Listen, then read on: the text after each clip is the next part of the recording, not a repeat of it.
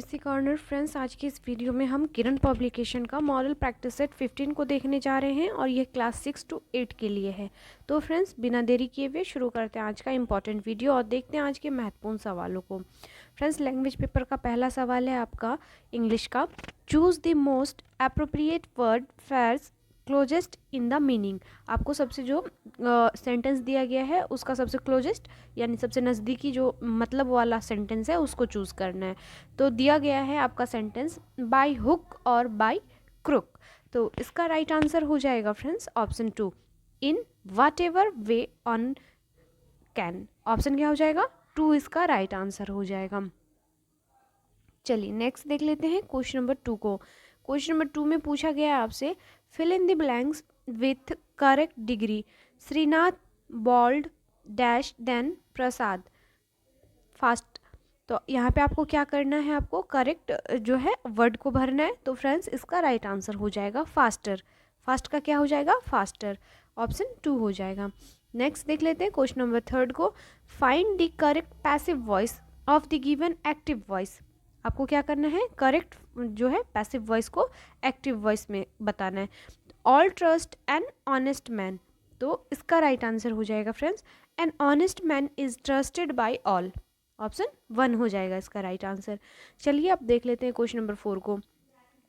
Select the correct sentence from the following sentence. आपको क्या बताना है? करेक्ट जो है सेंटेंस को बताना है कि कौन कौन से करेक्ट सेंटेंस हैं।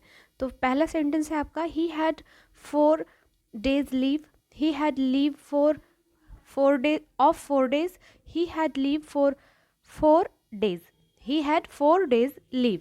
तो कौन सा इसमें राइट आंसर हो जाएगा आपको जो है ये बताना है फ्रेंड्स। तो इसका राइट आंसर क्या हो जाएगा? इसका आंसर राइट हो जाएगा आपका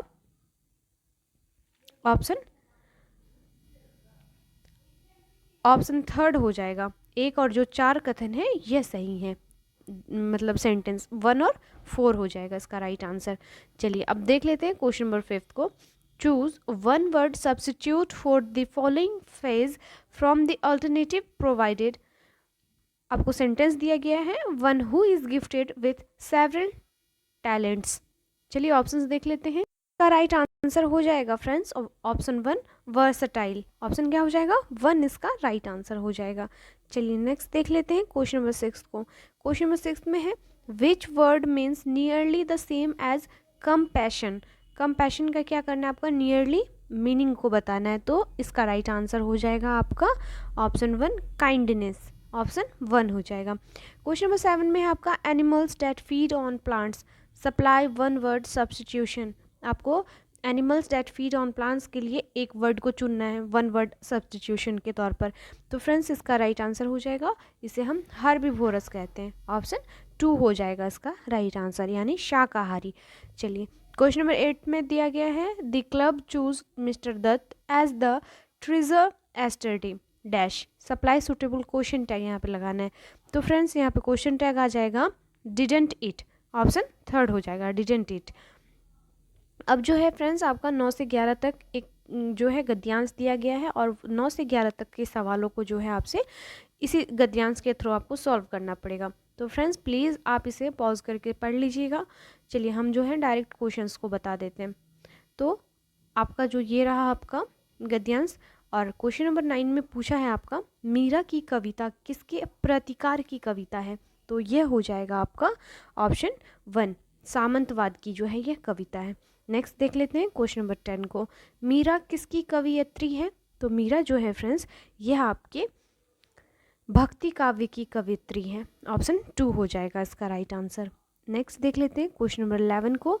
अनोखी चाल का आशय है। तो इसका आशय हो जाएगा विलक्षण आचरण। ऑप्शन 3 हो जाएगा इसका राइट आंसर। चलिए क्वेश्चन नंबर 12 में पूछा है आपसे, नीति ज्ञान रखने वाला इस वाक्यांश के लिए उपयुक्त शब्द लिखिए। तो इसके लिए जो उपयुक्त शब्द आएगा, नीतिज्ञ। ऑप्शन 2 हो जाएगा। क्वेश्चन नंबर 30 में है आपका, राजन द्वारा किताब पढ़ी जाती है, इस वाक्य में वाच्य का कौन सा प्रकार है। तो इसमें फ्रेंड्स पाया जाता है क्रमवाच्य। ऑप्शन थर्ड हो जाएगा इसका राइट आंसर। याद रखिएगा, जहाँ वाक्य में कर्ता की अपेक्षा कर्म प्रधान होता है वहाँ कर्ता गौण होता है और इसे क्रम वाच्य कहते हैं। चलिए नेक्स्ट देख लेते हैं क्वेश्चन नंबर 14 को।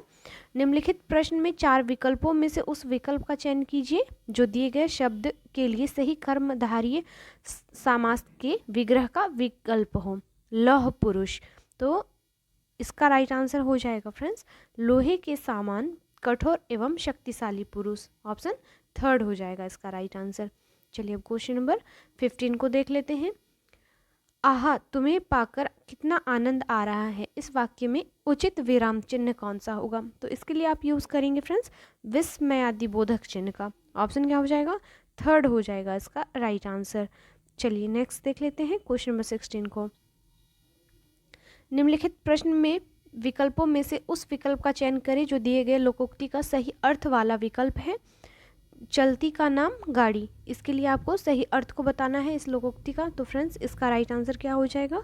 यह हो जाएगा काम का चलते रहना। ऑप्शन थर्ड हो जाएगा राइट आंसर। नेक्स्ट है आपका व्याष्टि का विलोम शब्द क्या हो जाएगा, यह बताना है। तो यह समाष्टि हो जाएगा। ऑप्शन 2 इसका राइट आंसर हो जाएगा। नेक्स्ट देख लेते हैं क्वेश्चन नंबर 18 को। निम्नलिखित प्रश्न में विकल्पों में से उस विकल्प का चयन करें जो दिए गए शब्द के सही संधि विच्छेद का विकल्प हो। तो इत्यादि का सही संधि विच्छेद बताना है आपको। तो इसका क्या हो जाएगा? ई इत्ति जोड़ आदि। तो क्या हो जाएगा? ऑप्शन जो हो जाएगा आपका 1 हो जाएगा। इति जोड़ आदि को हम इत्यादि कहते हैं। नेक्स्ट देख लेते हैं क्वेश्चन नंबर 19 को। सीता नहीं पढ़ती है, इस वाक्य में वाच्य का कौन सा प्रकार है? तो इसमें हो जाएगा आपका कृत्य वाच्य। ऑप्शन थर्ड हो जाएगा। नेक्स्ट देख लेते हैं क्वेश्चन नंबर 20 को। निम्नलिखित प्रश्न में विकल्पों में से उस विकल्प का चयन करें जो दिए गए शब्द का स्त्रीलिंग रूप वाला विकल्प है। मालिक, इसका स्त्रीलिंग रूप क्या हो जाएगा फ्रेंड्स? तो मालकिन। ऑप्शन थर्ड हो जाएगा इसका राइट आंसर। निम्नलिखित प्रश्न में विकल्पों में से उस विकल्प का चयन करें जो दिए गए विलोम शब्द का सबसे अच्छा विकल्प हो। मूक शब्द का आपको विलोम बताना है। तो मूक का विलोम क्या हो जाएगा? वाचाल। ऑप्शन 1 हो जाएगा इसका राइट आंसर। चलिए नेक्स्ट देख लेते हैं। कोई आ रहा है वाक्य में कोई किस प्रकार का सर्वनाम है? तो इसके लिए हम जो है अनिश्चयवाचक सर्वनाम का प्रयोग करते हैं, क्योंकि कोई आ रहा है ये कंफर्म नहीं है, आप जानते नहीं है, ये अनिश्चयवाचक हो जाएगा। तो ऑप्शन थर्ड जो हो जाएगा इसका राइट आंसर हो जाएगा। चलिए नेक्स्ट देख लेते हैं। निम्नलिखित प्रश्न में विकल्पों में से उस विकल्प का चयन करें जो रिक्त स्थान के लिए उपयुक्त शब्द का सही विकल्प है। विद्या के बिना जीवन नहीं जिया जा सकता।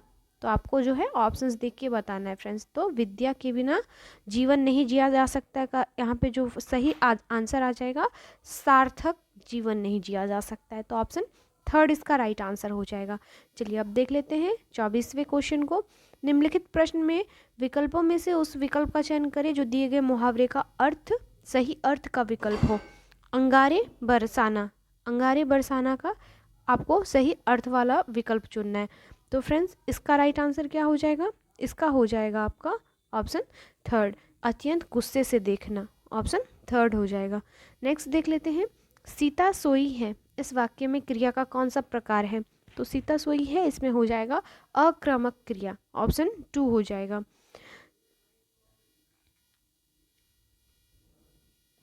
अगले सवाल में है आपका घोड़ों का घर कितनी दूर, इस लोकोक्ति का सही अर्थ क्या है? आपको यह बताना है। तो घोड़ों का घर कितना दूर, इस लोकोक्ति का अर्थ क्या हो जाएगा फ्रेंड्स? तो इसका अर्थ हो जाएगा आपका क्रमठ व्यक्ति, क्रमठ व्यक्ति के लिए सफलता सरल होती है। ऑप्शन थर्ड हो जाएगा। नेक्स्ट है आपका अस्त्रीकरण का विलोम शब्द क्या है? अस्त्रीकरण का, तो इसका विलोम शब्द हो जाएगा निरस्त्रीकरण। ऑप्शन 1 हो जाएगा। नेक्स्ट देख लेते हैं। मेरे हाथ में कलम है, इस वाक्य में कौन सा कारक है? तो इसमें हो जाएगा आपका कौन सा कारक हो जाएगा फ्रेंड्स? तो अधिकरण कारक हो जाएगा। ऑप्शन 1 हो जाएगा इसका राइट आंसर। नेक्स्ट है आपका दूध मीठा है, इस वाक्य में मीठा किस प्रकार का विशेषण है? तो फ्रेंड्स यह आपके गुणवाचन विशेषण की विशेषता है। तो ऑप्शन क्या हो जाएगा? ऑप्शन 2 इसका राइट आंसर हो जाएगा। नेक्स्ट देख लेते हैं अगले सवाल को। अगला सवाल है आपका निम्नलिखित प्रश्न में से विकल्पों में से उस विकल्प का चयन करें जो विराम चिन्ह युक्त वाक्य का सही विकल्प हो। तो विराम चिन्ह युक्त का जो सही विकल्प होगा फ्रेंड्स, ऑप्शंस देखेंगे जब आप तो पाएंगे इसका राइट आंसर हो जाएगा आह यह पीड़ा अब और सहन नहीं होती। ऑप्शन क्या हो जाएगा, थर्ड हो जाएगा। यह अल्प विराम जो है सही दिया गया है। चलिए आगे देख लेते हैं अगले सवालों को। सामान्य अध्ययन के सवालों को देखते हैं फ्रेंड्स। मानव शरीर में पाई जाने वाली सबसे बड़ी संधि कौन सी है? तो यह कौन सी संधि या जॉइंट पाई जाती है मानव शरीर में सबसे बड़ी? तो यह हो जाएगा आपका जानु संधि, या जिसे नी जॉइंट कहते हैं घुटने के पास। तो ऑप्शन क्या हो जाएगा, 2 इसका राइट आंसर हो जाएगा। चलिए नेक्स्ट देख लेते हैं क्वेश्चन नंबर 42 को। सूर्य या अन्य तारों की ऊर्जा का स्रोत क्या है? तो सूर्य या अन्य तारों की ऊर्जा का स्रोत जो होता है फ्रेंड्स, नाभिकीय संलयन होता है। याद रखिएगा, सूर्य एवं समस्त तारों के ऊर्जा का स्रोत हाइड्रोजन और हीलियम के रूप में रूपांतरण है, जो नाभिकीय संलयन का ही भाग होता है। चलिए नेक्स्ट देख लेते हैं क्वेश्चन नंबर 43 को। राष्ट्रीय जलमार्ग 1 देश के निम्न इनमें से किन 2 शहरों के मध्य जलमार्गी परिवहन हेतु पहले से ही संचालित है? चलिए ऑप्शंस देख लीजिए, उसके बाद आंसर दे दीजिए फ्रेंड्स। तो इसका राइट आंसर क्या हो जाएगा, ऑप्शन थर्ड हल्दिया और प्रयागराज। ऑप्शन थर्ड हो जाएगा। यह जो है आपके इलाहाबाद के बीच गंगा भागीरथी हुगली नदी प्रणाली को 1986 में राष्ट्रीय जलमार्ग 1 के रूप में घोषित किया गया था। 1986 में किया गया था फ्रेंड्स। चलिए अगला सवाल है, स्वतंत्रता से पूर्व भारत में गरीबी की अवधारणा पर चर्चा करने वाले सर्वप्रथम व्यक्ति कौन थे? तो यह व्यक्ति थे दादा भाई नौरोजी। स्वतंत्रता पूर्व ही जो है दादा भाई नौरोजी ने गरीबी रेखा की अवधारणा पर चर्चा करने वाले प्रथम व्यक्ति बने थे, और इन्होंने ही poverty and un British rule in India जो है नामक एक पुस्तक लिखकर भारत का वर्णन किया था। आगे देखेंगे क्वेश्चन नंबर 45 को। विलय और विलायक के सामग्री मिश्रण को कहा जाता है? तो इस मिश्रण को हम क्या कहते हैं, विलय कहते हैं फ्रेंड्स। ऑप्शन 2 हो जाएगा, विलय। नेक्स्ट देख लेते हैं क्वेश्चन नंबर 46 को। भारतीय संविधान में विधिपूर्ण शासन रूल ऑफ लॉ का विचार इनमें से किस संविधान से लिया गया? तो यह लिया गया था आपके ब्रिटिश सरकार से। ऑप्शन क्या हो जाएगा, थर्ड हो जाएगा। अगला सवाल है, उत्तर प्रदेश में स्थित त्रिवेणी संगम में निम्नलिखित में कौन सी नदियाँ मिलती हैं? त्रिवेणी संगम में कौन कौन सी नदियाँ मिलती हैं फ्रेंड्स? तो यह हो जाएगा गंगा, यमुना और सरस्वती। तो ऑप्शन 1 हो जाएगा। नाम से ही त्रिवेणी यानी 3 नदियों का नाम होगा, तो गंगा, यमुना, सरस्वती। चलिए नेक्स्ट देख लेते हैं क्वेश्चन नंबर 48 को। सोमगो झील भारत के किस राज्य में स्थित है? तो यह झील अवस्थित है भारत के सिक्किम में। याद रखिएगा फ्रेंड्स, इसे जो है सिक्किम में सोंगमो झील कहा जाता है, या चांगुंगू झील के नाम से भी जाना जाता है। नेक्स्ट देख लेते हैं क्वेश्चन नंबर 49 को। निम्नलिखित में कौन सा दर्रा सिक्किम को चीन से जोड़ता है? सिक्किम को फ्रेंड्स चीन से जोड़ता है। अगर आप भारत का मैप देखे होंगे तो जो यूं इस प्रकार का जो आपका ये वाला पोर्शन है, ये सिक्किम का है फ्रेंड्स। और यह जो दर्रा हो जाएगा कौन जोड़ता है, आपसे यह सवाल पूछा गया है। तो याद रखिएगा फ्रेंड्स, यह हो जाएगा नाथुला दर्रा। ऑप्शन 2 इसका राइट आंसर हो जाएगा। आगे है आपका महत्वपूर्ण विदेशी यात्रियों और उस शासक या राजवंश जिसके शासनकाल के दौरान वे भारत आए थे का निम्नलिखित में कौन सा युग्म सुमेलित नहीं है? तो फ्रेंड्स ऑप्शन देख लीजिए, राल्फिस अकबर के काल में, अब्दुल रज्जाक देवराय द्वितीय के काल में, जॉन जूर्डन शाहजहां के काल में, या उपयुक्त में से एक से अधिक, उपयुक्त में से कोई नहीं। तो इसका आंसर क्या हो जाएगा फ्रेंड्स? तो इसका आंसर हो जाएगा आपका ऑप्शन थर्ड हो जाएगा। जॉर्ज गूर्डन जो है यह शाहजहां के काल में आए थे। यह कथन जो है आपका गलत है। तो ऑप्शन क्या हो जाएगा? ऑप्शन थर्ड हो जाएगा, क्योंकि शाहजहां के शासनकाल में फ्रेंड आपका जो इटालियन यात्री था निकोलामो मनुची, वह आए थे। तो ऑप्शन थर्ड हो जाएगा। चलिए नेक्स्ट देख लेते हैं क्वेश्चन नंबर 51 को। जनरेटर नामक उपकरण डैश परिवर्तित करता है? तो क्या करता है? यांत्रिक ऊर्जा को विद्युत ऊर्जा में परिवर्तित करता है फ्रेंड्स।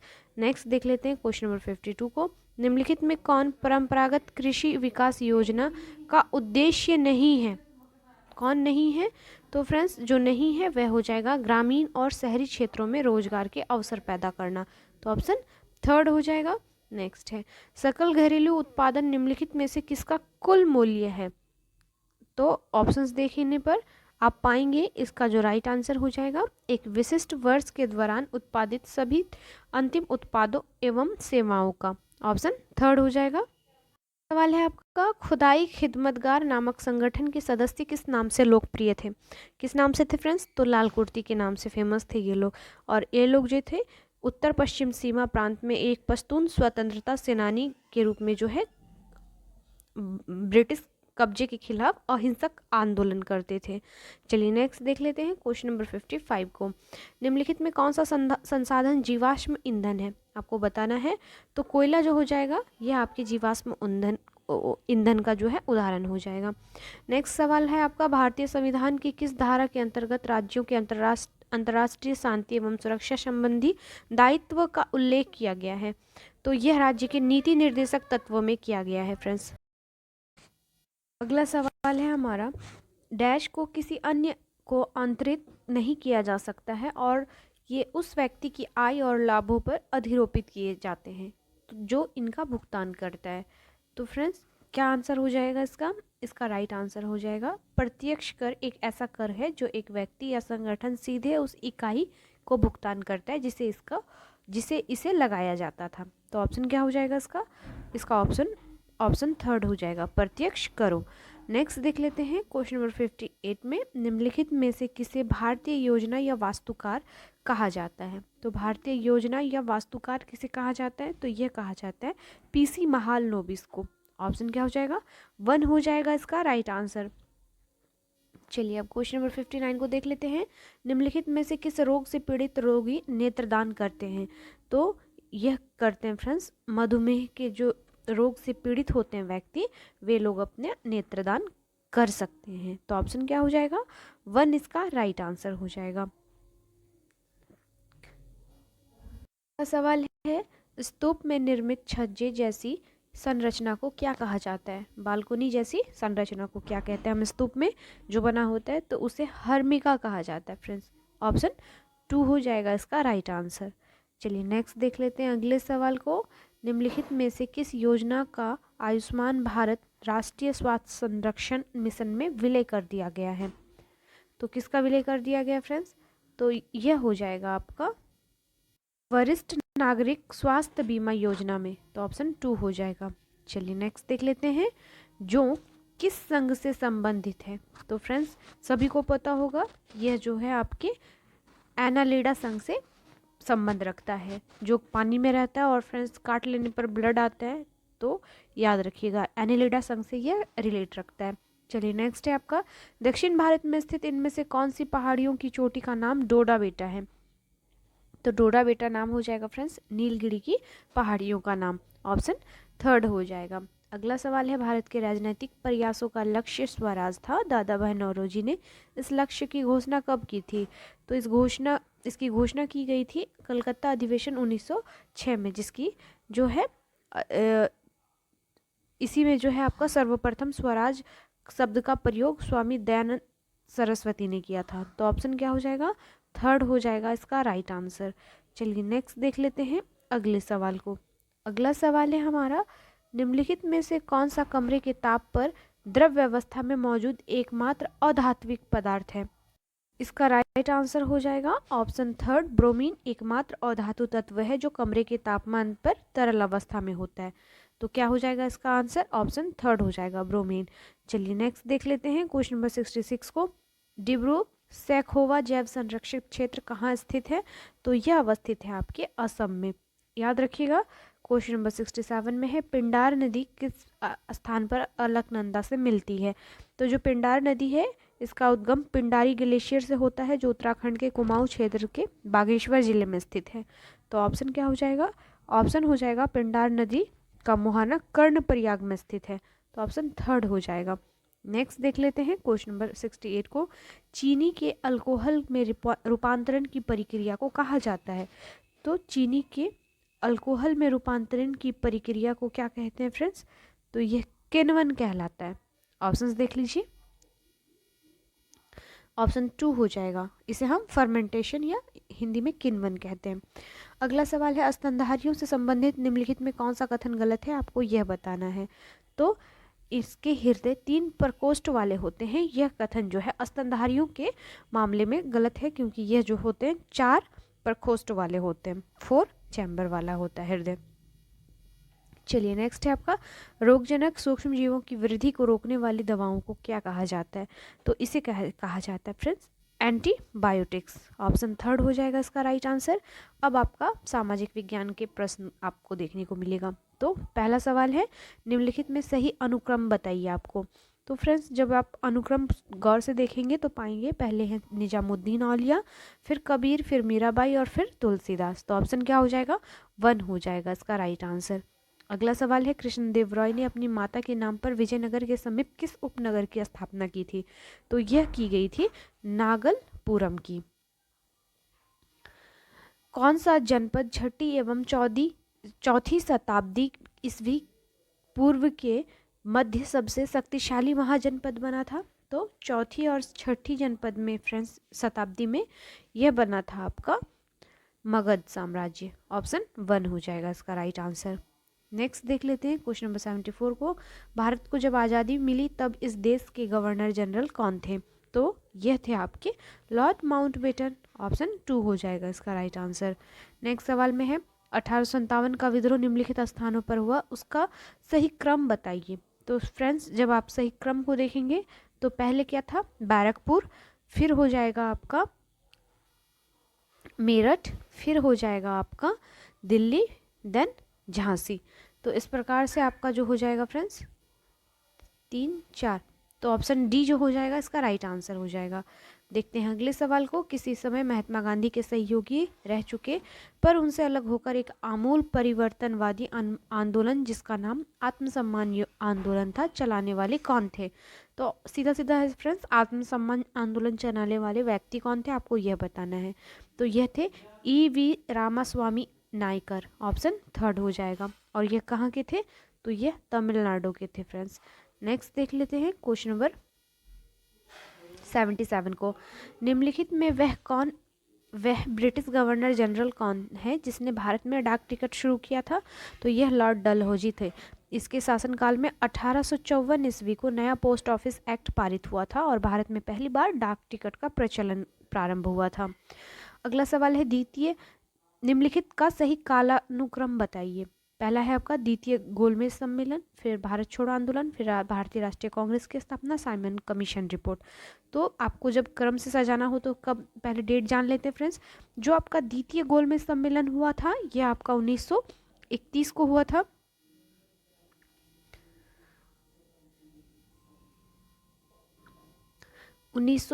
को हुआ था। भारत छोड़ो आंदोलन 1942 को हुआ था।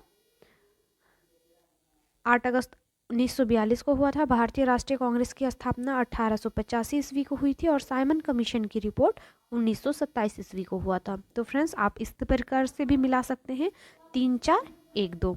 नेक्स्ट देख लेते हैं अगले सवाल को, निम्नलिखित में से 18वीं शताब्दी का वह महान दार्शनिक कौन था जिसका यह प्रसिद्ध कथन है, man is born free but is everywhere in chains.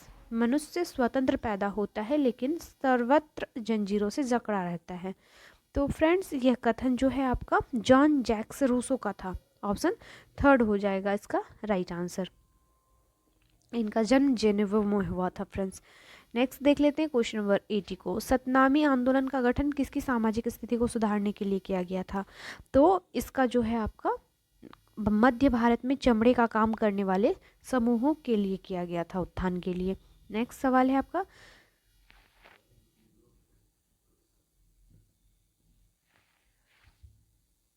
निम्नलिखित में से भारत पर पहली बार आक्रमण करने वाले कौन थे? तो यह थे आपके अरब। ऑप्शन थर्ड हो जाएगा। भारत पर पहली बार आक्रमण अरब मुस्लिम ने 712 ईस्वी में मोहम्मद बिन कासिम द्वारा भारत पर आक्रमण किया गया था। नेक्स्ट देख लेते हैं क्वेश्चन नंबर 82 को, वास्को डी गामा किस वर्ष भारत आया था? रखिएगा फ्रेंड्स, वास्को डी गामा 20 मई 1498 को भारत आया था। नेक्स्ट देख लेते हैं क्वेश्चन नंबर 83 को, निम्नलिखित में से कौन सी शक्तियों ने तुंगभद्रा दोआब के लिए लड़ाई नहीं की थी? तो जिन्होंने लड़ाई नहीं की थी यह गोलकुंडा और अहमदनगर के सुल्तान थे। 84 में है आपका, निम्नलिखित में किस माध्यम से लॉर्ड डलहौजी ने अवध को ब्रिटिश साम्राज्य में मिलाया था? तो किस साम्राज्य में मिलाया गया था फ्रेंड्स, सॉरी किस माध्यम से मिलाया गया था? तो यह था आपका चूंकि राज्य में कुप्रशासन था इसलिए जो है यह आरोप लगाकर उसे मिला लिया गया था। अगला सवाल है, औपनिवेशिक भारत में प्रशासन के भारतीयकरण की मांग के विषय में कौन सा वक्तव्य सही है? तो कौन सा सही हो जाएगा फ्रेंड्स? तो यह जो वक्तव्य सही हो जाएगा आपका, ए और बी कथन जो है इसके सही हो जाएंगे। अधिकांश नौकरियों पर अंग्रेजों का एकाधिकार था और इसके द्वारा आशा की गई थी कि धन का बहाव इंग्लैंड की ओर से रोका जा सकेगा। तो ये क्या हो जाएगा, ए और इसका जो बी है यह कथन राइट हो जाएगा। चलिए नेक्स्ट देख लेते हैं क्वेश्चन नंबर 86 को। पहली गुप्त शासन के दौरान निम्नलिखित में से ऐसा व्यक्ति कौन था जो एक महान खगोल विज्ञानी तथा गणितज्ञ था? तो यह थे आपके आर्यभट्ट। आर्यभट्ट जो थे चंद्रगुप्त द्वितीय के दरबार में थे और प्रसिद्ध गणितज्ञ भी थे। क्वेश्चन नंबर 87 में है, सुल्तान वंश की विशालतम स्थायी सेना जिसका भुगतान सीधा राज्य द्वारा किया जाता था बनाई थी। तो किसने बनाई थी फ्रेंड्स? तो यह बनाया गया था अलाउद्दीन खिलजी ने। क्वेश्चन नंबर 88 को देख लेते हैं अब। निम्नलिखित में से वह प्रथम भारतीय व्यक्ति कौन था जिसे ब्रिटिश संसद के लिए चुना गया था? तो यह थे आपके दादा भाई नौरोजी। अगला सवाल है, चंद्रगुप्त मौर्य का प्रसिद्ध गुरु चाणक्य निम्नलिखित में से किस विद्या केंद्र से संबंधित था? तो यह थे तक्षशिला से। नेक्स्ट है आपका, औरंगजेब द्वारा निम्नलिखित में से किस सिख गुरु का वध करवाया गया था? तो यह करवाया गया था गुरु तेग बहादुर का। ऑप्शन थर्ड हो जाएगा। नेक्स्ट है आपका, कांग्रेस छोड़ने के बाद 1939 में सुभाष चंद्र बोस ने अपनी अलग पार्टी बना ली थी जिसका नाम क्या था? तो इनका नाम था फॉरवर्ड ब्लॉक। ऑप्शन क्या हो जाएगा? थर्ड हो जाएगा इसका राइट आंसर। नेक्स्ट देख लेते हैं क्वेश्चन नंबर 92 को। भारत को अधिकार क्षेत्र का दर्जा डोमिनियन स्टेट किस तारीख को मिला था? तो यह मिला था 15 अगस्त 1947 को। ऑप्शन क्या हो जाएगा? 2 इसका राइट आंसर हो जाएगा। अगला सवाल है, बिहार के चिरांद नामक पुरास्थल की प्राचीनतम संस्कृति है। तो यह ताम्र पाषाणिक संस्कृति है। क्वेश्चन नंबर 94 में है, रॉलेट सत्याग्रह के विषय में इन वक्तव्यों पर विचार कीजिए और उचित विकल्प का चयन कीजिए। तो फ्रेंड्स, रॉलेट एक्ट के खिलाफ सत्याग्रह के लिए गांधी जी ने 1919 में घोषणा की थी। और दूसरा कथन है आपका, इस एक्ट द्वारा पुलिस की शक्तियां बढ़ती थी जो एक्ट आम आदमी के मौलिक अधिकार भी सशक्त करता था। और 6 अप्रैल 1919 को अपमान और याचना दिवस के रूप में मनाया गया। तो आपको बताना है कौन कौन से जो है कथन सही हैं। तो फ्रेंड्स, इसका जो आपका ए और सी कथन है ये 2 सत्य हैं। नेक्स्ट देख लेते हैं, पटना से प्रकाशित होने वाला प्रथम अंग्रेजी अखबार कौन सा था? तो यह अखबार था आपका द बिहार हेराल्ड। याद रखिएगा फ्रेंड्स, इसको जो है आपका यह पहला बिहार का अंग्रेजी समाचार पत्र था जो कि 1875 ईस्वी में गुरु प्रसाद सेन ने शुरू किया था। चलिए नेक्स्ट देख लेते हैं, औपनिवेशिक काल में मंदिर प्रवेश डैश का साधन बना। राइट आंसर हो जाएगा फ्रेंड्स, समाज में व्याप्त जातीय पूर्वाग्रहों को प्रकाश में लाने के लिए। ऑप्शन थर्ड हो जाएगा। नेक्स्ट देख लेते हैं, आरंभिक मानव के पाषाण काल पूरा स्थलों से प्राप्त प्रमाणों के साथ मिलान कीजिए। एक तरफ पूरा स्थल तो दूसरी तरफ प्रमाण दिए गए हैं। तो चलिए मिलाते हैं स्थानों को। कुरनूल का हो जाएगा फ्रेंड, राख के निशान मिले थे यहाँ से। तो ए का 2 हो जाएगा। भीमबेटका गुफाएं और कंदराई के लिए फेमस है। हुंगसी जो हो जाएगा आवास और उद्योग स्थल मिले थे यहाँ से। और पाटन जो है शतुरमुर्ग के अंडे के लिए मिला था। तो फ्रेंड्स, जब आप मिलाएंगे तो इसका जो राइट आंसर हो जाएगा वह ऑप्शन थर्ड हो जाएगा। 2 3 4 1। नेक्स्ट सवाल है आपका, आमूल परिवर्तनवादी नेताओं ने 19वीं सदी में किन किन तारीखों से अपने राष्ट्रीय सरोकार प्रकट किए थे? तो ऑप्शंस देख लीजिए फ्रेंड्स, फिर आंसर दे दीजिए। तो इसका जो राइट आंसर हो जाएगा फ्रेंड्स, यह हो जाएगा आपका ऑप्शन थर्ड हो जाएगा। केवल जो इसका सी कथन है यह सही हो जाएगा, विधानमंडलों में अधिक प्रतिनिधित्व की मांग करना। नेक्स्ट देख लेते हैं, राज्यों के गठन के संदर्भ में निम्नलिखित अभिकथन व कारण को पढ़िए तथा सही विकल्प को चुनिए। कथन है आपका, अभिकथन प्रधानमंत्री जवाहरलाल नेहरू और उप प्रधानमंत्री वल्लभ भाई पटेल दोनों ही भाषा के आधार पर राज्यों के गठन की नीति के विरोधी थे। और जो कारण है, राज्य पुनर्गठन आयोग ने 1956 ईस्वी में सुझाव दिया कि असमिया, बंगाल, उड़िया, तमिल, मलयालम कन्नड़ और तेलुगु भाषाओं के लिए अलग अलग प्रांतों का गठन करने के उद्देश्य से जिलों और प्रांतों की सीमा को पुनः तय किया जाए। तो फ्रेंड्स इसका जो राइट आंसर हो जाएगा, ए और आर दोनों सही है, लेकिन आर नहीं व्याख्या करता है एक ही, तो ऑप्शन क्या हो जाएगा, 2 हो जाएगा। नेक्स्ट है, आपको फिर से सूची को मिलाना है, फिर जो है आपको आंसर कूट की सहायता से देना है। तो मटुआ पंथ जो हो जाएगा ये हरिदास ठाकुर हो जाएगा इसका। सत्यशोधक समाज की स्थापना ज्योतिबा फुले ने की थी। आर्य समाज की स्थापना दयानंद सरस्वती ने की थी और ब्रह्म समाज की स्थापना राजा राम मोहन रॉय ने की थी। तो ऑप्शन 1 हो जाएगा। नेक्स्ट देख लेते हैं क्वेश्चन नंबर 101 को, निम्नलिखित में से किन पवनों को प्रति व्यापारिक पवन कहा जाता है। याद रखिएगा फ्रेंड्स, पश्चिमी पवनों को जो है आपका व्यापारिक पवन कहा जाता है। नेक्स्ट देख लेते हैं, गुजरात भारत में नमक का सबसे बड़ा उत्पादक है क्योंकि उसके पास विस्तृत शुष्क तट है। ऑप्शन क्या हो जाएगा, 1 हो जाएगा।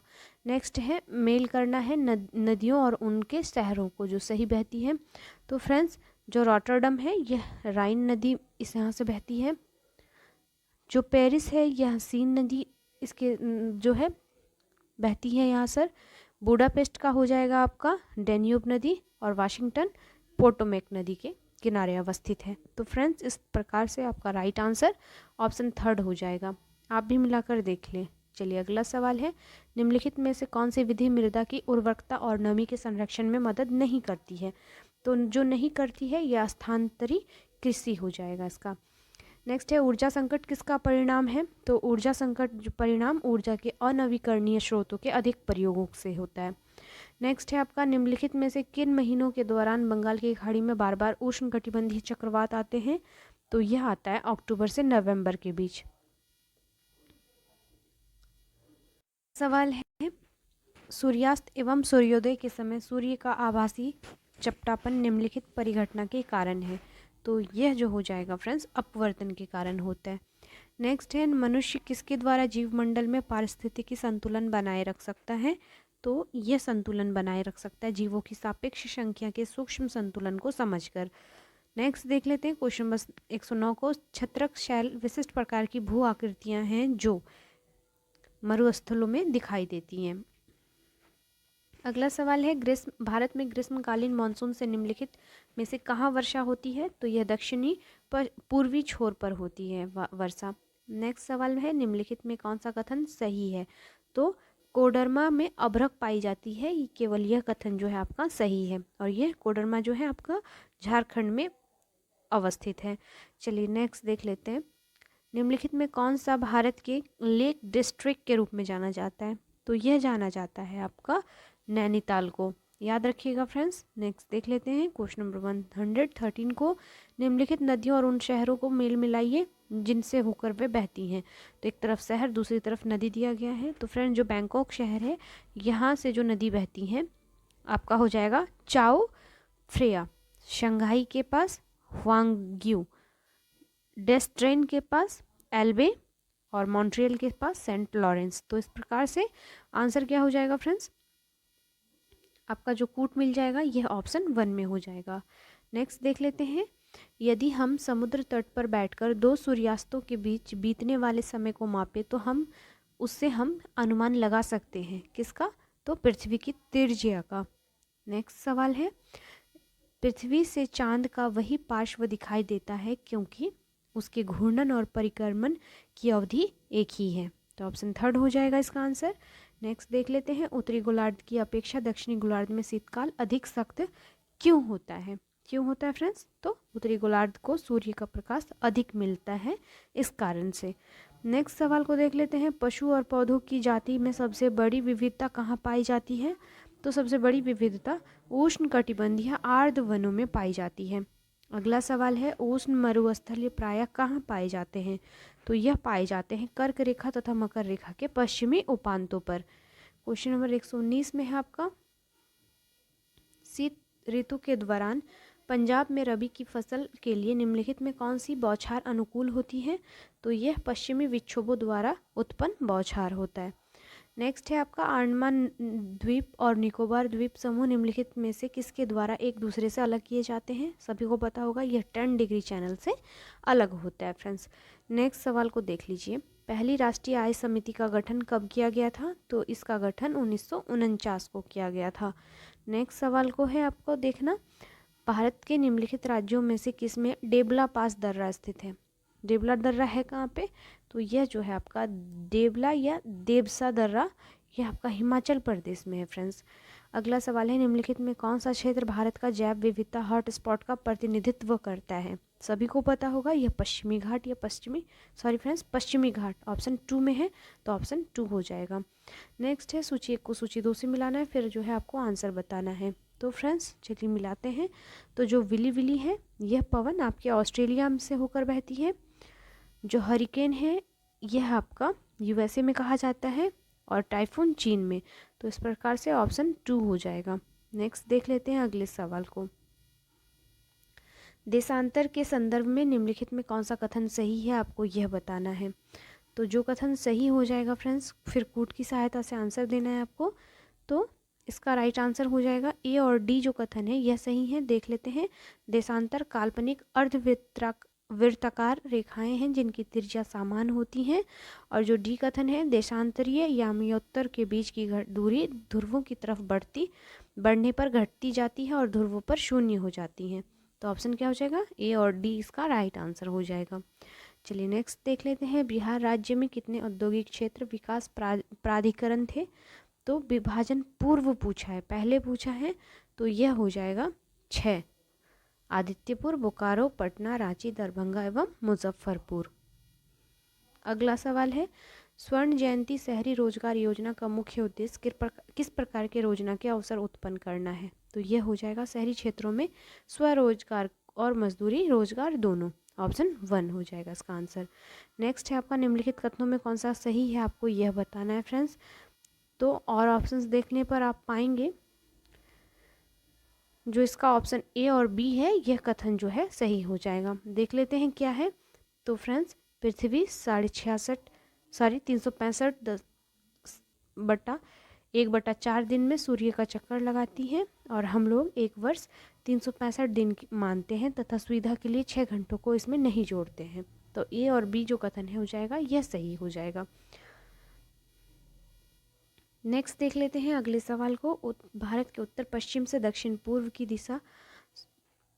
पूर्व दिशा की ओर शुरू करते हुए इन क्षेत्रों को क्रमबद्ध कीजिए। मतलब उत्तर पश्चिम से दक्षिण पूर्व दिशा की ओर सजाना है। तो फ्रेंड्स चलिए सजाते हैं। तो जब आप सजाएंगे तो पाएंगे इसका जो सही आंसर हो जाएगा यह हो जाएगा आपका,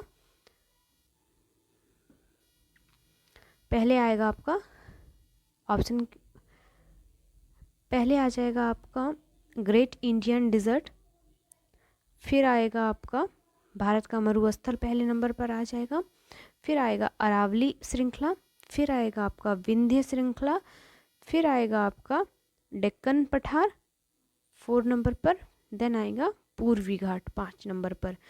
तो अब आप भी मिला सकते हैं। तो फ्रेंड्स इसका राइट आंसर CADDE हो जाएगा। नेक्स्ट देख लेते हैं अगले सवाल को, निम्नलिखित में से कौन सी मिट्टी गीली होने पर लसलसी हो जाती है तथा मानसून से पहले यह पहली बारिश के बाद जब इसकी जुताई ना हो तो इस पर काम करना मुश्किल हो जाता है? तो यह जो हो जाएगा फ्रेंड्स काली मिट्टी। नेक्स्ट देख लेते हैं, किस संवैधानिक संशोधन अधिनियम के द्वारा राष्ट्रपति के लिए संवैधानिक संशोधन विधेयक पर सहमति देना अनिवार्य किया गया? तो यह अनिवार्य किया गया है आपका 24वें संविधान संशोधन में। नेक्स्ट सवाल है आपका, सूची 1 को सूची 2 से मिलाना है। एक तरफ संवैधानिक संशोधन तो दूसरी तरफ प्रावधान दिया गया है फ्रेंड्स। तो जब आप देखेंगे मिलाएंगे फ्रेंड्स, तो मैं बता देती हूँ आपको, जो 101वां संविधान संशोधन है यह वस्तु और सेवा कर से है। 102 जो आपका संविधान संशोधन है यह राष्ट्रीय पिछड़ा वर्ग आयोग को संवैधानिक दर्जा से प्राप्त है।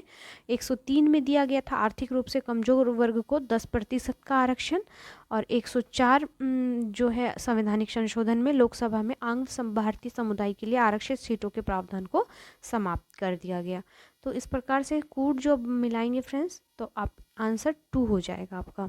नेक्स्ट देख लेते हैं, सामाजिक समूहों ने हाशियाकरण से सामना डैश किया है। दूसरों के आधिपत्य के विरोध द्वारा, मुख्य धारा से बहिष्कृत किए जाने के विरोध द्वारा, सशस्त्र संग्रह द्वारा, या शिक्षा द्वारा अपने सुधार द्वारा। तो सही विकल्प का चयन करके आंसर बताना है फ्रेंड्स। तो इसका राइट आंसर हो जाएगा बी सी डी।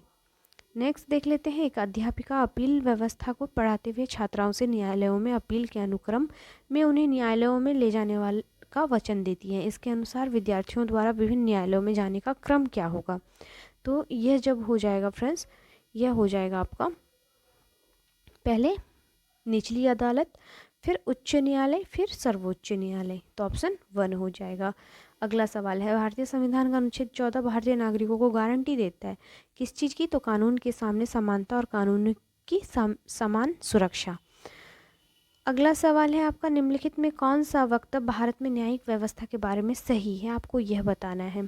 तो फ्रेंड्स ऑप्शंस जब आप पढ़ेंगे तो पाएंगे जो वक्तव्य सही हो जाएगा यह आपका औपनिवेशिक काल का federal court of India Bharat के उच्चतम न्यायालय का पूर्वज है। तो ऑप्शन 2 हो जाएगा। नेक्स्ट है, वित्त आयोग मुख्य रूप से राष्ट्रपति को किसके बारे में सिफारिश करने से संबंधित होता है? तो यह संबंधित होता है फ्रेंड्स उपयुक्त में से एक से अधिक, इसका राइट आंसर हो जाएगा। नेक्स्ट देख लेते हैं, भारतीय संघ के राष्ट्रपति के पास वही संवैधानिक अधिकार हैं जो 1 हो जाएगा ब्रिटिश राजा रानी के पास है। नेक्स्ट सवाल है, भारत में मूल अधिकार किस अधिकार के माध्यम से सुनिश्चित किए गए हैं? तो यह किया गया है संवैधानिक उपचारों का अधिकार से। अगला सवाल है, इनमें से कौन से हाशियाई समूह के हितों की रक्षा में सहायक होगा? तो कौन होगा फ्रेंड्स? तो यह हो जाएगा आपका उपयुक्त में से एक से अधिक।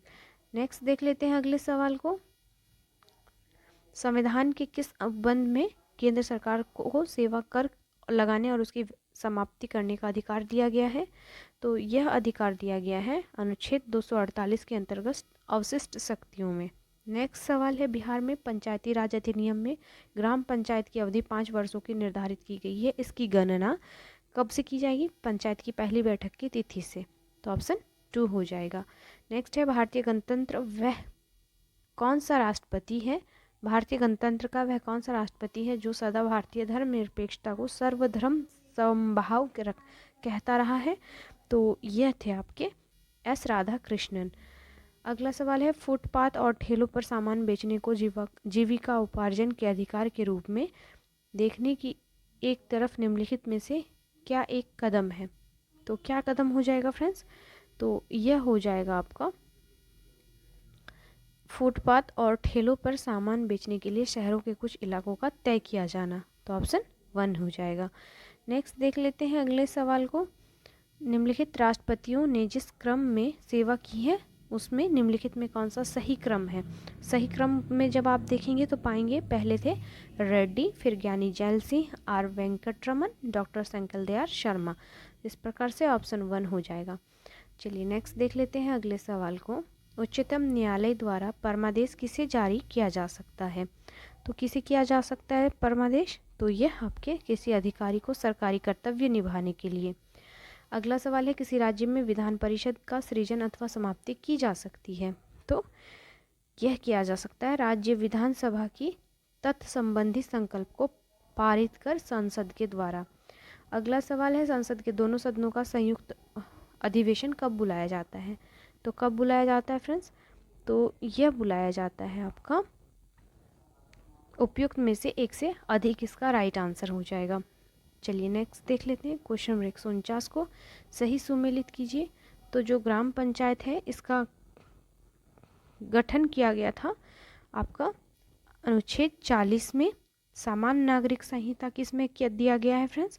तो सामान्य नागरिक संहिता दिया गया है आपका अनुच्छेद 44 में।